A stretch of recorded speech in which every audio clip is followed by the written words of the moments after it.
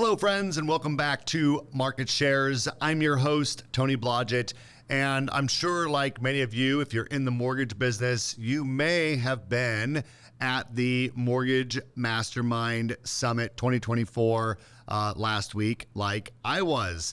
I'm recording this here just a few days after the event, which was held at Resort World in Las Vegas, June 5th through the 7th. And I've been to this event for many, many years, but I got to say this year's event was one of my favorites. And I'm going to take this episode and give you a few of my takeaways, as well as a few of my thoughts on attending seminars and events like this. If you didn't go, or if you're not a person who likes to go to events, you know, what is the value? What should you or could you take from them? And then lastly, if you were there and you got a lot of really good ideas, because there was a lot of great speakers there, what do you do with all that information? Where do you start? Because I think a lot of people leave those type of events really excited, new ideas, ready to, take the world by storm. And then there's kind of a analysis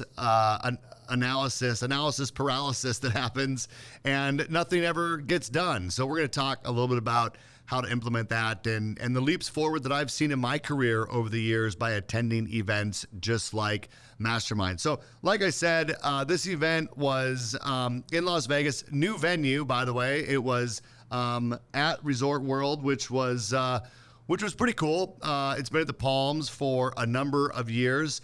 And so that was a little bit different, a little different vibe to get used to. But, it was actually a really nice hotel and venue, and lots of restaurants and things to do there. So that made it really nice for the networking and so on and so forth. There was about 600 people at this event, most originators, also some, industry executives, and then other people who, are mortgage industry, aligned, right? So people, vendors, things of that nature.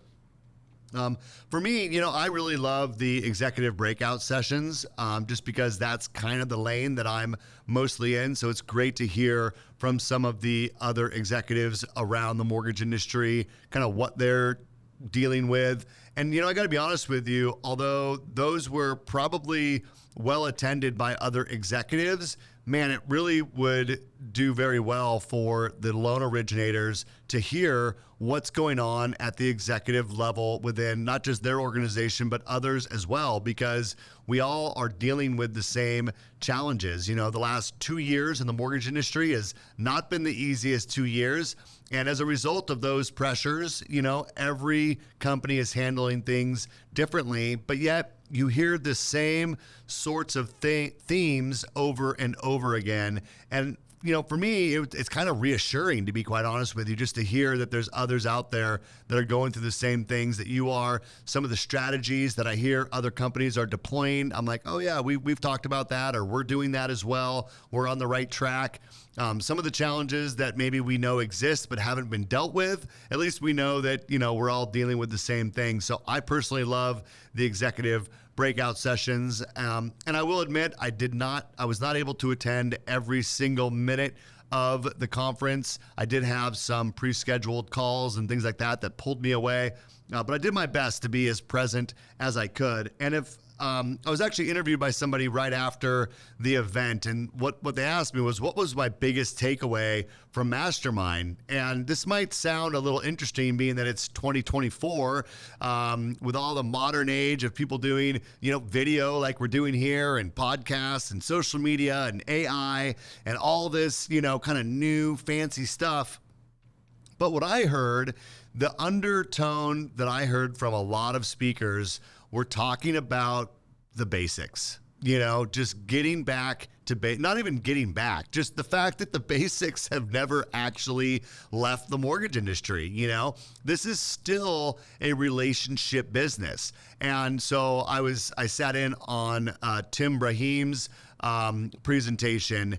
And, I remember meeting Tim Brahim at the very first Sales Mastery event that I ever went to. It was in 1997.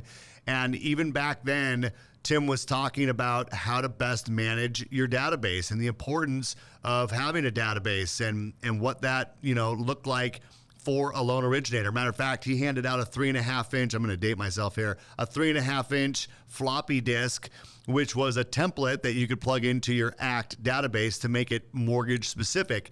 And as I listened to him here at this conference, he definitely has new material. It's not that at all, but a lot of the key themes that he was hitting on were the same things that I heard him talk about 20 years ago. And that's not a knock on Tim. What that is a reminder that there's certain fundamentals within the mortgage industry that you just have to do. And I think during COVID and all the, stuff that we went through the last couple of years, so many people got out of practice. And so I heard, our own Dan Keller was there. He talked about making calls to real estate agents. Like, oh, that's a novel idea. But you know what? A lot of people aren't doing it at the level that either they used to, or they think that it's different now. Not as many people are in their offices, so on and so forth. But it doesn't change the fact that we have to find ways of connecting personally with the people that we ultimately want to do business with. So my biggest takeaway is that although there is a lot of new stuff, you could go in and you can listen to people that are utilizing video or people that are doing podcasting, different types of new things that have emerged in the last couple of years. But the people that are really winning are the people that are doing the fundamentals at a very high level and leveraging technology to maybe do them better, right? We don't have ACT as our database anymore. Most of us have very powerful CRMs.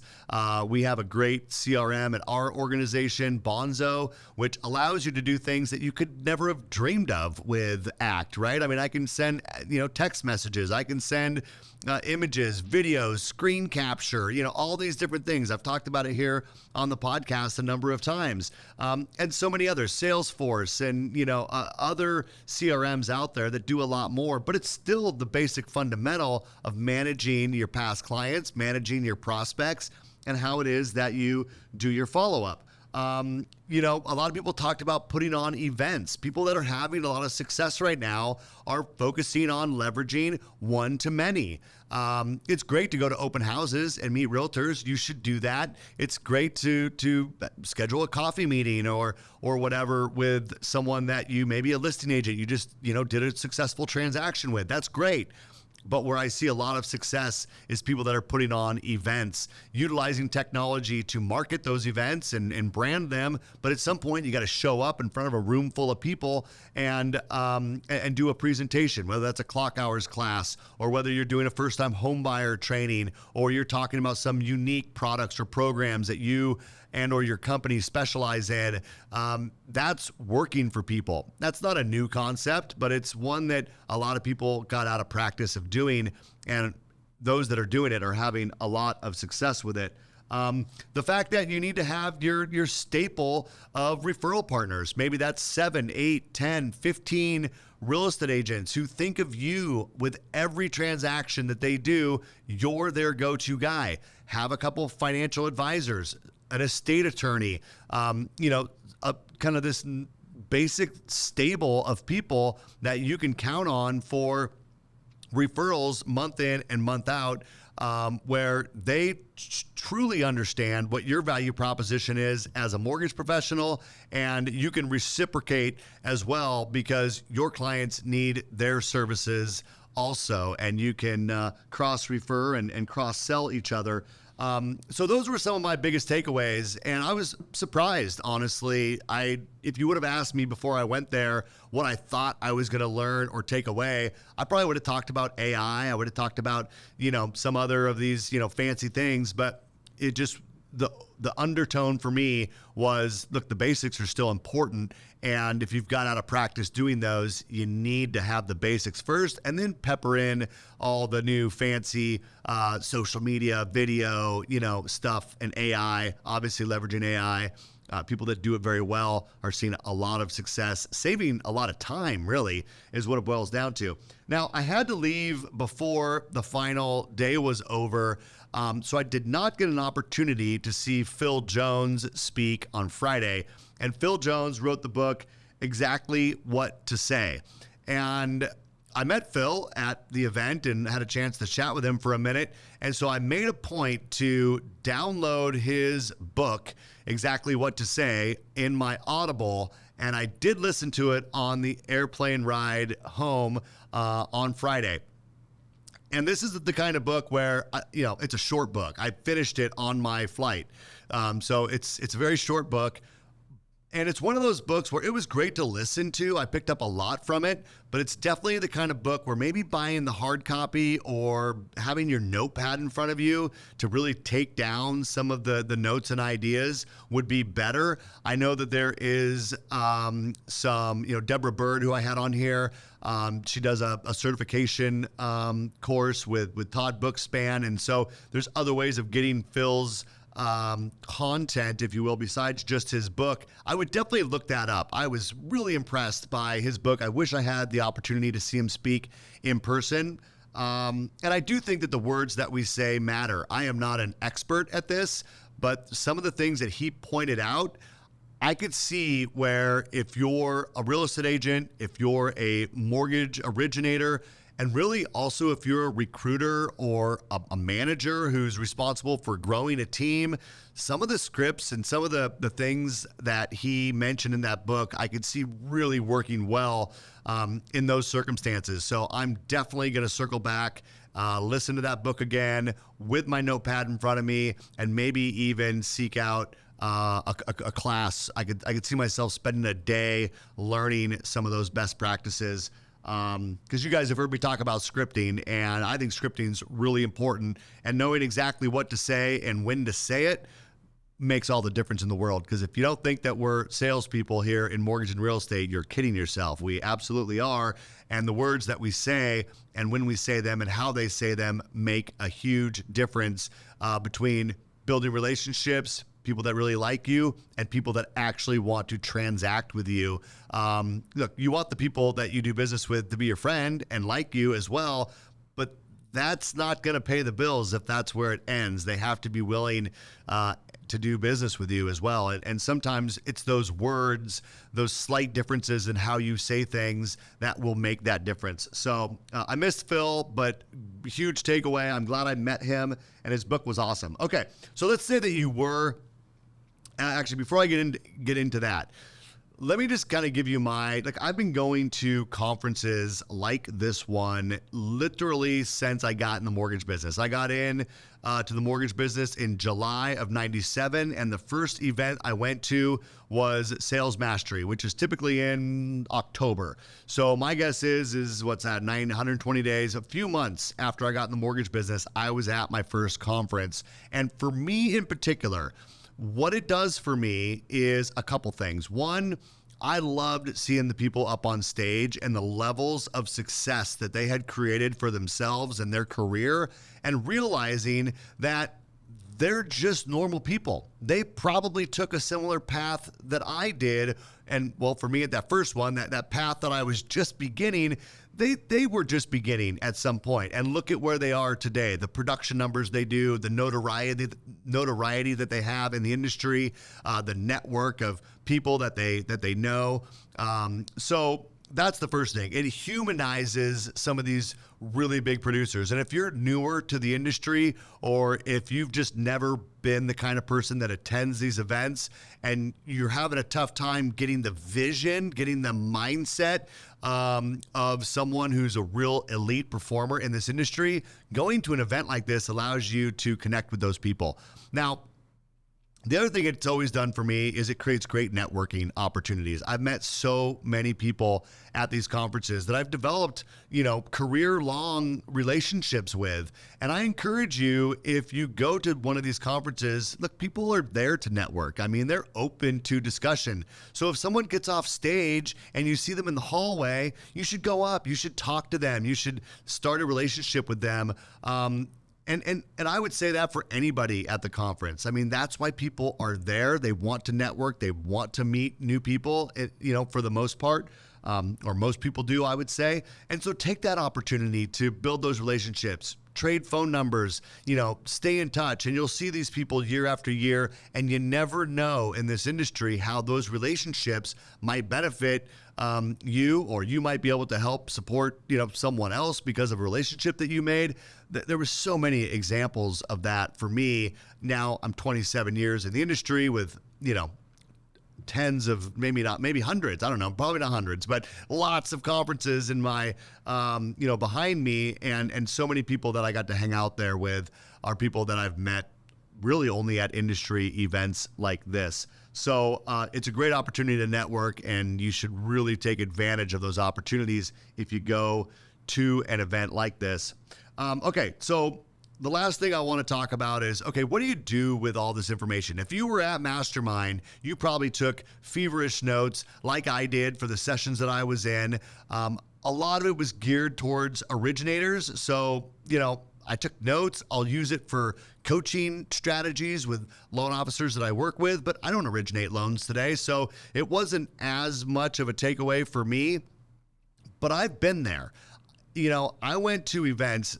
I can think specifically of a couple events that I went to, maybe not that first one. I mean, that first one really gave me the vision for what was possible in this industry.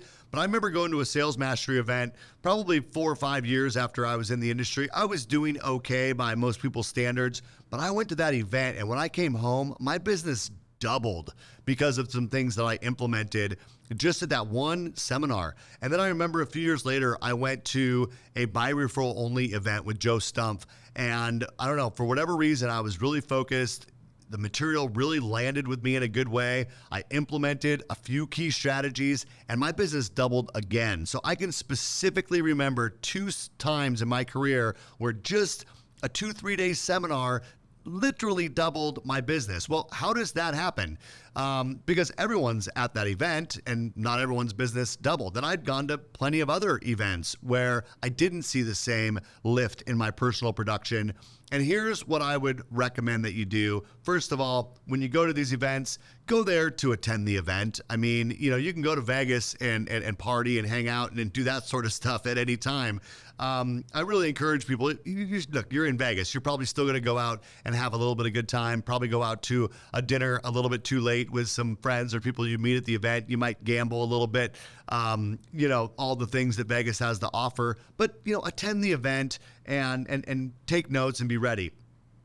But from there, you really have to organize your thoughts. And so my recommendation would be to list like the top 5 things that really resonated with you throughout the event. And I'm going to tell you right now, you don't even want to focus on those 5. The reason I say write down 5 of them is because you really want to focus on implementing 1 or 2 strategies, just 1 or 2. But it'd be nice to have, a few more that once you get those first 2 completely done, maybe it takes you a few months, maybe it takes you 6 months, 9 months, maybe it takes you the whole year to fully implement a change of something that you took away from an event like this. But then once you get through that, you want to have a few other backup things. But the biggest mistake people make is trying to figure out, how do I implement all these things? I heard this from this person, and that gal did an amazing job doing that. I want to do that in my business. And you have all these different ideas. And our brains just don't do very well when we try to focus on multiple things simultaneously. So we really need to chunk it down to what are the 1 or 2, maybe just one or 2 strategies that I'm going to implement. How am I going to do this? And that might involve reaching out to the speaker. That's okay. They'd probably be happy to take your call. Everyone would love to hear, hey, I saw you at Mastermind. You gave a great presentation. Would you be willing to spend just a few minutes with me? Because I had a few more specific questions I'd like to ask. That's okay. Chances are they would probably give you the time or give you the feedback, or maybe they even have a document prepared or something. Hey, I have some more information on that. I'll send it over to you right now. Here's the templates I use. Here's the worksheets I use, whatever the case may be.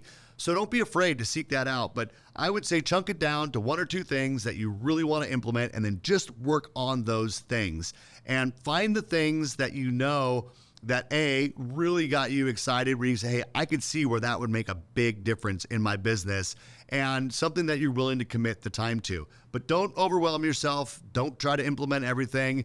and don't even try to remember everything. It's just too much. Our brains aren't really capable of doing that. And for me, that's where I've seen the biggest levels of success is I went and I was intentional. I came back and I was focused on figuring out what's the one or two things that I'm going to do. And then I got that done. And you'll see it can make a huge difference in your business. So you guys, that's my summary. That's my recap. Those are my takeaways and ideas from Mastermind 2024. Look, there's lots of great conferences in the mortgage industry that you could attend.